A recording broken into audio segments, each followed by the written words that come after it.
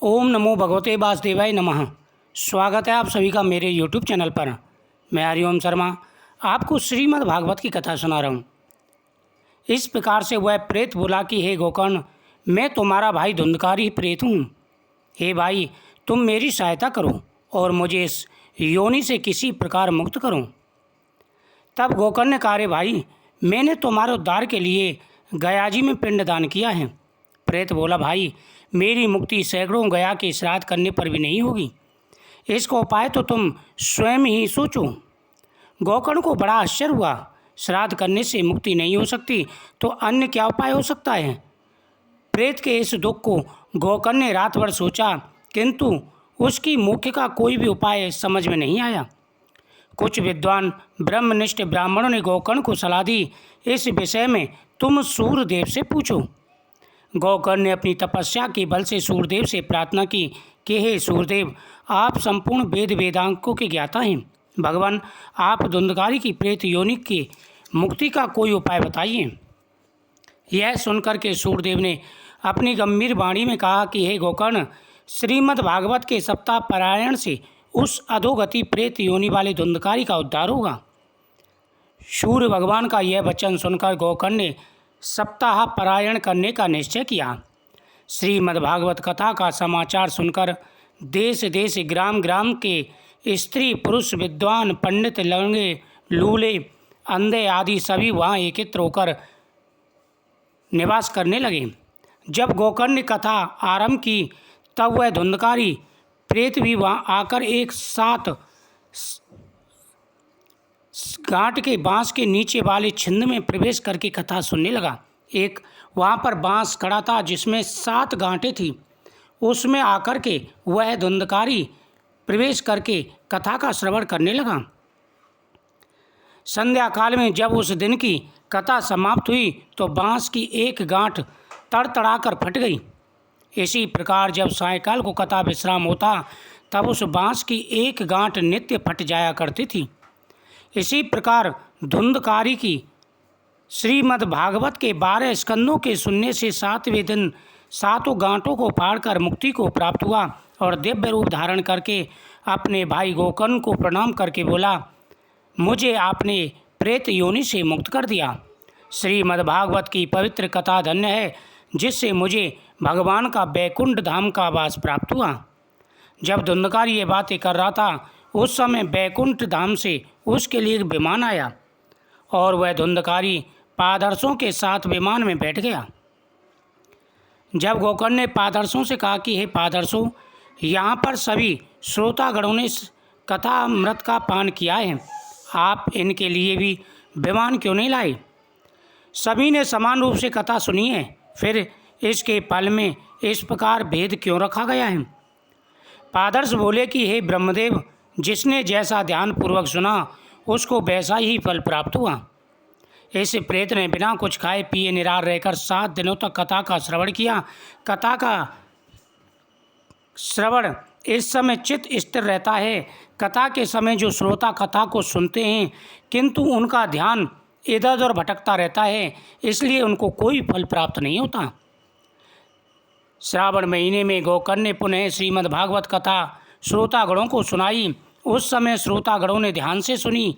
वहाँ कथा के मध्य में भगवान स्वयं अपने भक्तों सहित प्रकट हुए।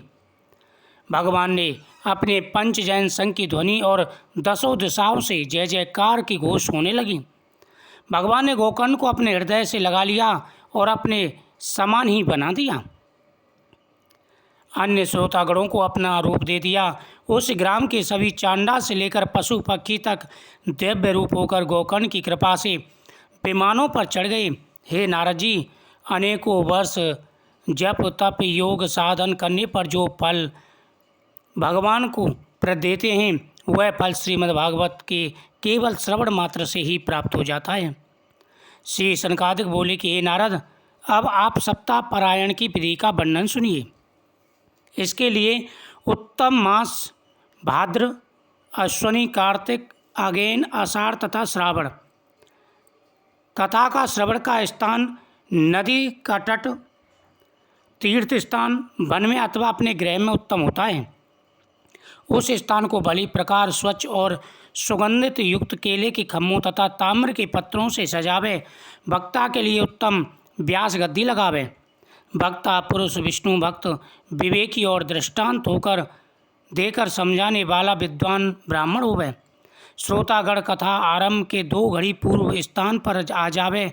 सर्वप्रथम कथा आरंभ होने से पहले श्री गणेश जी का पूजन होना चाहिए।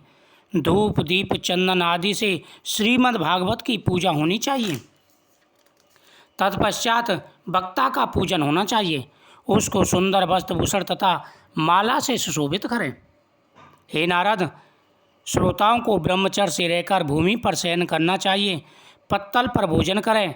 दाल मधु गरिष्ठ अन्न तथा वासी अन्न काम क्रोध मद मात्स मत्सर लोभ दम्भ मोह आदि सब को छोड़ दे। निर्धन रोगी भाग्यहीन पापी पुत्रहीन सन्यासी इस कथा को अवश्य श्रवण करें। बंध्या को पुत्र प्राप्त होता है। सप्ताह परायण सप्ताह होने पर श्रोतागणों को वक्ता की भलीभांति पूजा करनी चाहिए। मृदंग झांझ आदि से हरि कीर्तन करना चाहिए। सूत जी बोले, हे शौनक जी, श्री सनकादिक ने इस प्रकार सप्ताह परायण विधि बताकर 1 सप्ताह तक भागवत कथा सुनाई। इस कथा को सुनकर नारद जी सभी ऋषिगणों को अलौकिक आनंद प्राप्त हुआ। सूत जी बोले, हे शौनक जी, जब यह कथा हो रही थी उसी समय योगेश्वर श्री सुखदेव जी पधारे। श्री सुखदेव जी को देखकर सभी श्रोतागण खड़े हो गए और उनको आदर सहित उच्च आसन पर बैठाया। श्री नारद जी ने उनकी विधिवत पूजा की। श्री सुखदेव जी बैठ गए। तब उन्होंने इस प्रकार कहा, हे श्रोतागणों, यह श्रीमद्भागवत वेद वेदांत एवं पुराणों का सार रूप कल्प वृक्ष है। श्री सूत जी बोले, भगवान श्री कृष्ण के स्वधाम के गमन के पश्चात कलयुग में 30 वर्ष होने पर भाद्रपद शुक्ल नवमी को श्री सुखदेव जी ने राजा परीक्षित को ये कथा सुनाई थी। उसके पश्चात कलयुग में ही गोकर्ण ने धुंधकारी प्रेत को यह श्रीमद्भागवत कथा सुनाई थी। तत्पश्चात सनकादिक ने यह श्रीमद्भागवत कथा नारद जी से सुनी थी। इस प्रकार सभी ने यह कथा सुनी, जिसके श्रवण करने से सभी का उद्धार किया। जो व्यक्ति नियम पूर्वक इस कथा का श्रवण करते हैं उनके सभी मनोरथ पूरे हो जाते हैं और भगवान आशीर्वाद देते हैं। यह सुख सागर सुख का समुद्र है, जिसे मामुनि व्यास ने अपने अपूर्व ज्ञान से बनाया है। इस महान ग्रंथ में विशुद्ध भगवत प्रेम का निरूपण किया गया है, जिसकी प्राप्ति होने पर सहज में ही मोक्ष मिल जाता है। यह उत्तम महापुराण आदिदेहिक और आदि भौतिक तीनों प्रकार के तापों को समूल नष्ट करके परम ब्रह्म भगवान श्री कृष्ण की प्राप्ति कराता है। श्रीमद्भागवत वेदों का पक्का हुआ फल है। यह ऐसा फल है जिसमें सारहीन छिलका गुठली आदि कुछ भी नहीं। एक समय नेमी सारण क्षेत्र में शौनकादि ऋषियों ने भगवान की प्राप्ति हेतु महान यज्ञ की दीक्षा ली। उसी बीच में एक दिन वहाँ पर सूत जी पधारे। तब शौनक आदि जी ने बड़े खड़े आदर के साथ सूत जी से प्रार्थना की, हे सूत जी, आप अनेकों पुराण तथा धर्म शास्त्रों के ज्ञाता हैं। आप भगवान वेदव्यास के प्रिय शिष्य हैं। आप वेदव्यास जी के बताए हुए किसी ऐसे उपदेश का वर्णन करें जिसके श्रवण करने से कल काल के दोषों का दूर हो और सभी का उद्धार हो। सूत जी बोले, शौनकादि, आपने अति मंगल में बात कही है। मैं आपको वह कथा सुनाऊंगा जिसमें भगवान श्री कृष्ण की मंगलमय लीलाओं का वर्णन है। इस कथाओं का श्रवण करने से आपके जीवन में मंगल ही मंगल होगा और आपकी सभी मनोकामनाएं पूरी होंगी। इस कथा के श्रवण मात्र से ही व्यक्ति मोक्ष का अधिकारी बन जाता है। ओम नमः